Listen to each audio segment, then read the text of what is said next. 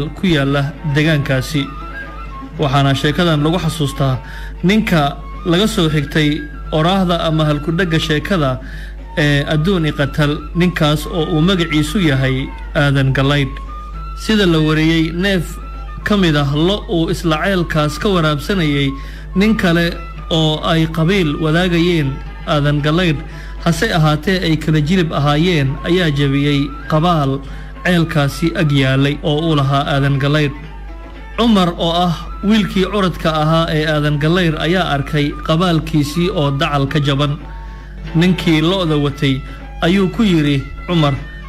war maxaad qabaalka iiga jabisay kiina waxa uu ugu jawaabay iminka dacal buu ka jaban yahay ka soo qaad isagoo gunta ka dhacay markaasuu ku dhuftay qaash uu sitay guntana kaga dalooliyay cumarna markii ninkii qabaalkiisii dalooliyay ayuu kaga siiyay oo halkii ayuu ku dilay markay arintaasi dhacday ayaa labadii qabiil arrinkii isaga yimid waxaana lagu heshiiyey in mag la kala qaato markii magtii la qaybsaday ayaa geelii reer aadan galayd oo dhowr kadin ahaa ay hal ku soo aaday ka mid ahayd magtii ninkii la dilay markii dhibtu dhacdayna aadan galayd wuxuu ku maqnaa doolo oo ku taala gudaha dalka Itoobiya halkaas oo uu gabar ku aroosay cumar oo ugu weyn ilmaha aadan galayd isla markaana ah ninkii wax dilay ayaa hashii geelooda qabatay ka soo saaray cumar walaalihii iyo ilma adeertii runa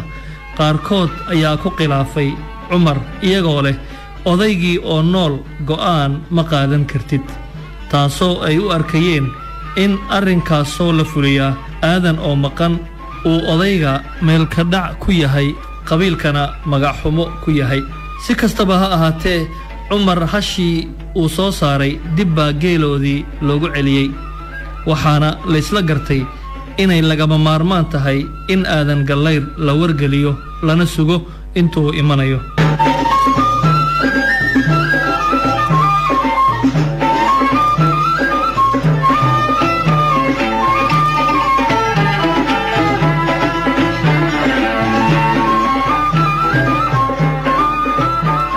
arrinkii waa loo fariistay aadanna warbaa loo diray maalintii dambe ayuu aadan yimid nin ka mid ah guddidii loo xil saaray xallinta dhibka yaalla ayaa tiraabay wuxuuna yidhi aadan waan ku sugaynay waxa dhacayna waad maqashay in wiilkaaga cumar nin dilay magtiina la doonayo markii magta la qaybsadayna geelaagii hal baa ku soo aaday hashaa mooyee intii kalena waa la hayaa aadan galayd wuxuu shirkii ugu jawaabay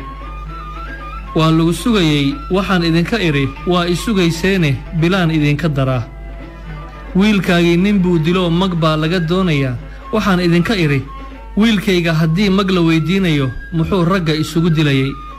geelaagii hal baa qabatayna waxaan idinka iri geelayga hal lagu dara mooyee hal laga saaro uma baahna haddiibase ay dhacdo oo geelayga hal laga saaro sumaddii reer aadan galayd yaa ka bi'inaya sababtoo ah hal sumaddii reer aadan galayd lihi xero kale kama ololayso kadibna wuu iska kacay aadan galayd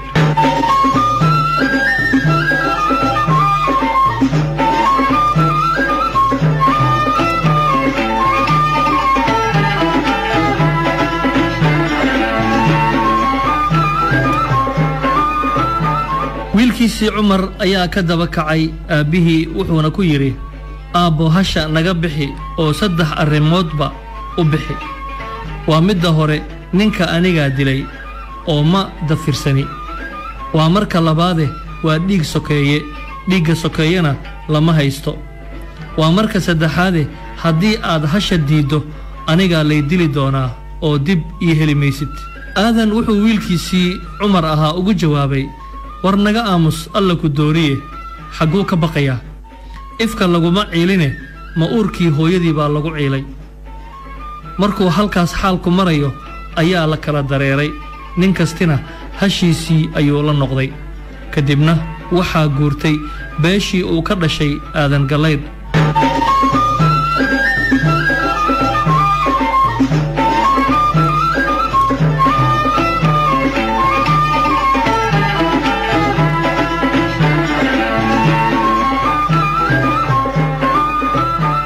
meesha la magac baxday balliga Cumar Aji oo buuhood la u dhow ayaa Cumar oo faraskiisii jeexa ku sii daayay isna geed hoos fadhiya si kadis ah u arkay col fardoolay ah oo kamid ah qoladii uu godobta ka hayay kaabigana u soo saaran Cumar intuu booday ayuu isiri faraska ku dulaal xagga kaloo uga weydaartay oo bowdu ka jabay colkii waa soo gaareen oo warmaha lagu boobay oo meydnima looga tagay Cumar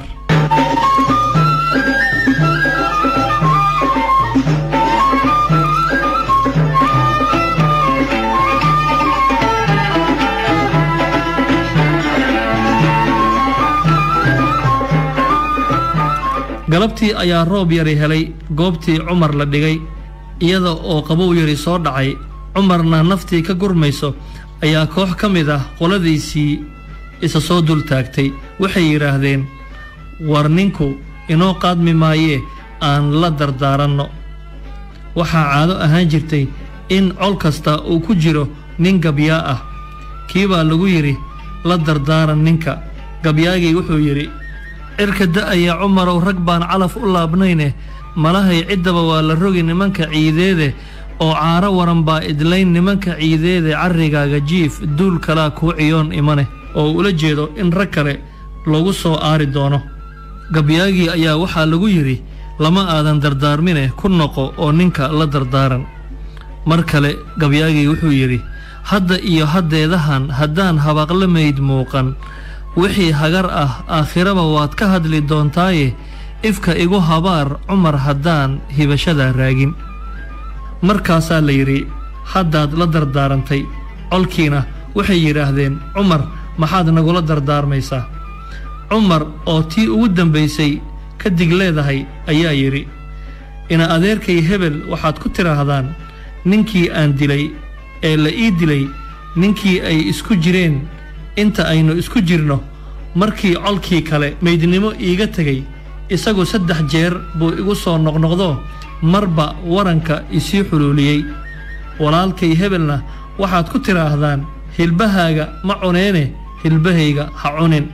aabahay aadan galayrna waxaad ku tiraahdaan hashii aad diiday wiil ha kuu noqoto kadib Cumar naftii ayaa ka baxday colkii iyagoon aasin bay ka dareereen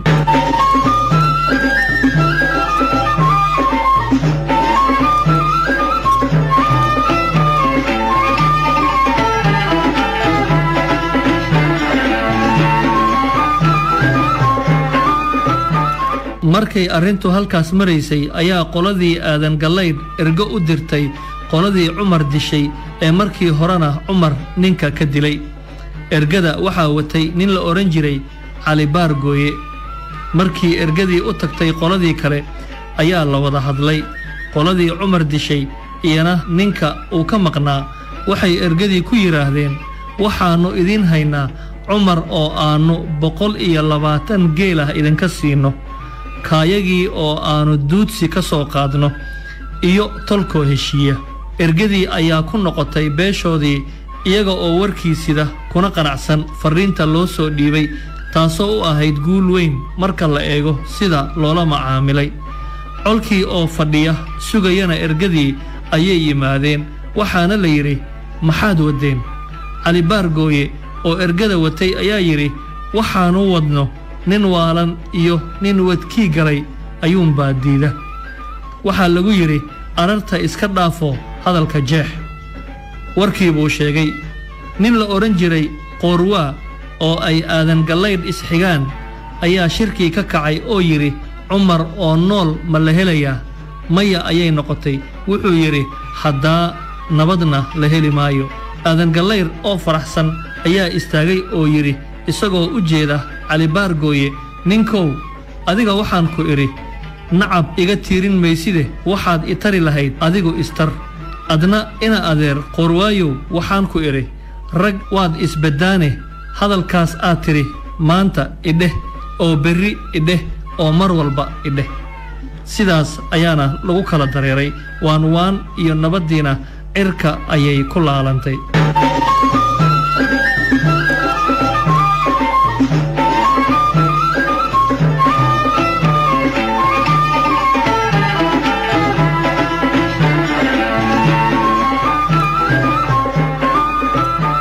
qoladii Cumar dishay warkii wuu gaaray dagaal baana bilowday fiinta miratay maalin maalmaha kamid ah ayaa col aadan gallayr ku jira qabtay 4 nin oo walaalo ah aadanna xagga hooyada ay wax isaga ahaayeen waliba dadka qaarkii waxay yiraahdaan inay habro wadaag runa ama ilmo habreed ahaayeen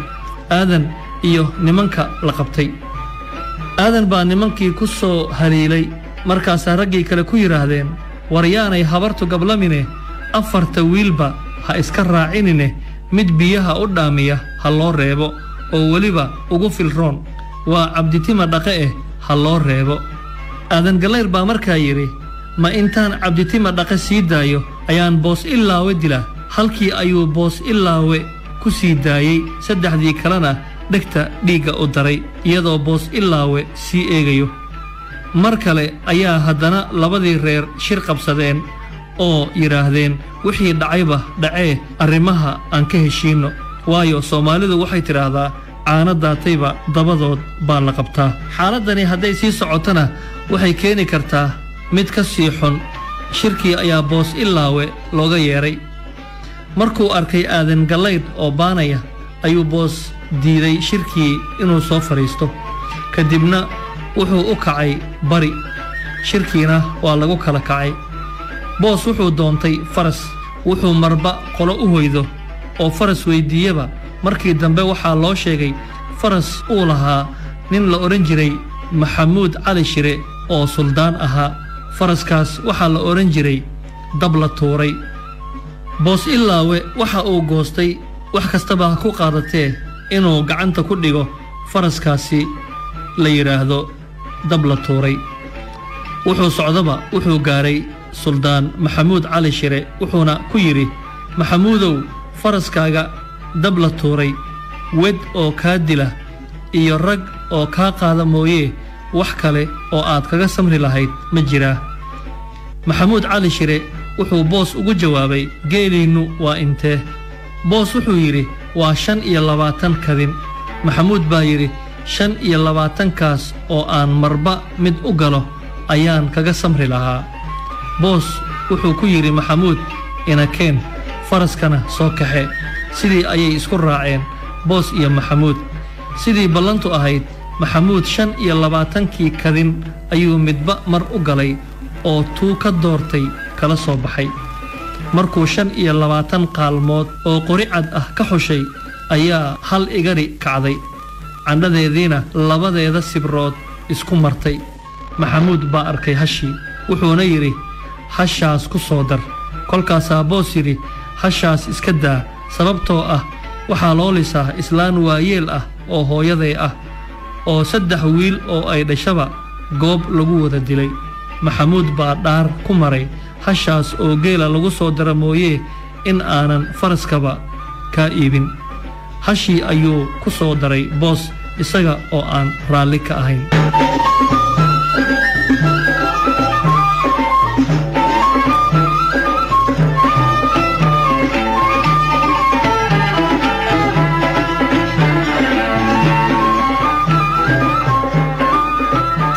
markii la kala wareegay faraskii iyo geelii boos ayaa yiri haddaba faraska dhaliilihiisa ii sheeg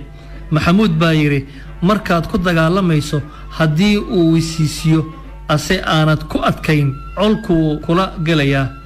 haddii uu bowdada baqdin ka dareemana uu iska kaatooraya labada ciladood buu leeyahay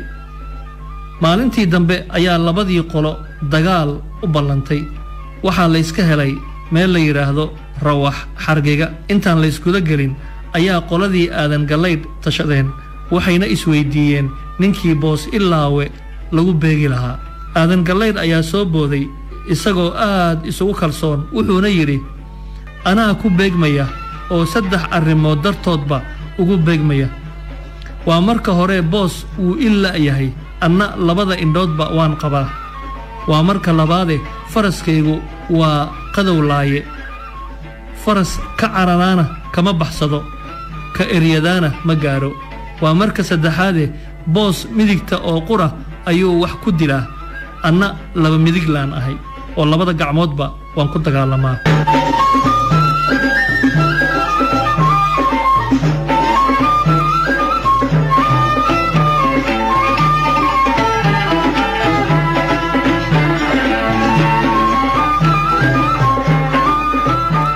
dagaalkii baa bilaawmay boos iyo aadanna way isku beegmeen hase yeeshee waa laysmari waayey goor laysla daalay ayaa aadan gallayr wuxuu arkay colkoodii oo la jebiyey oo intii la dilay mooyee intii kalena la eryayo si kadis ah ayuu aadan faraskiisii jeedal dhuuxa ka arooriyey jarihiina kor ugu dhuftay boos iyo faraskiisiina wuu kala dulbooday markiibana wuu ka goostay boosna jeedalkii la mid ah ayuu faraskiisii ku kiciyey boodadii u horraysay ee dab la tuuray booday ayuu gaaray aadan iyo faraskiisii aadanna waa uu qaadan waayey dhaqsaha qadowlaaye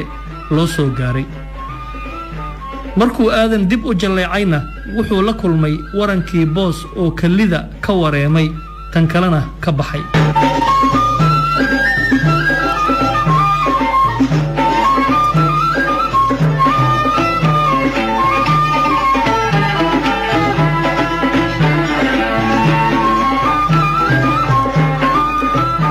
aadan oo dhulka yaalla ayuu boos isa soo dul taagay nabar dambana uma celin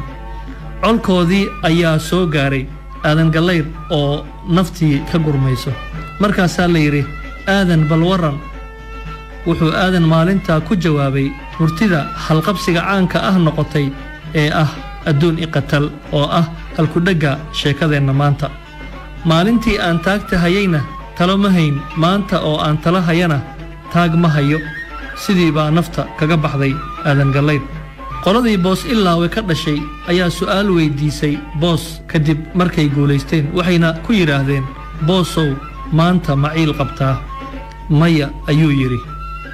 waxaa la yidhi waayo wuxuu yidhi boos eegmo eegmaan ku ilaaway booddana booddaan ku ilaaway shirna shir baan ku ilaaway maalintii saddexdaydii walaal anigoo eegaya la bireeyey waxaan ku ilaaway maanta markaan aadan gallayr waranka labada keliyood isaga saaray ee aan faraska kaga tuuray kadibna iskor taagay isagoo dhulka geylaansan ee uu isaga oo naflacaariya i eegay maalintii hashii igarka ahayd ee hooyaday loo lisi jiray boodday maxamuud cali shirana arkay kadibna dhaartay in iyadoo hashaa geela lagu dara mooyee aanu faraskaba iga iibin waxaan ku ilaaway maanta markii faraskii aadan iga goostay ee uu faraskayga dab la tuuray boodadii u horraysay ku gaaray maalintii la shiray iyada oo 3 walaaladay ahi mootan yihiin ee aadan oo bireeyey shirkii ka baanay anna aan shirkii iman waayeyna waxaan ku ilaaway maanta oo aynu meydkiisii ku dul shirayno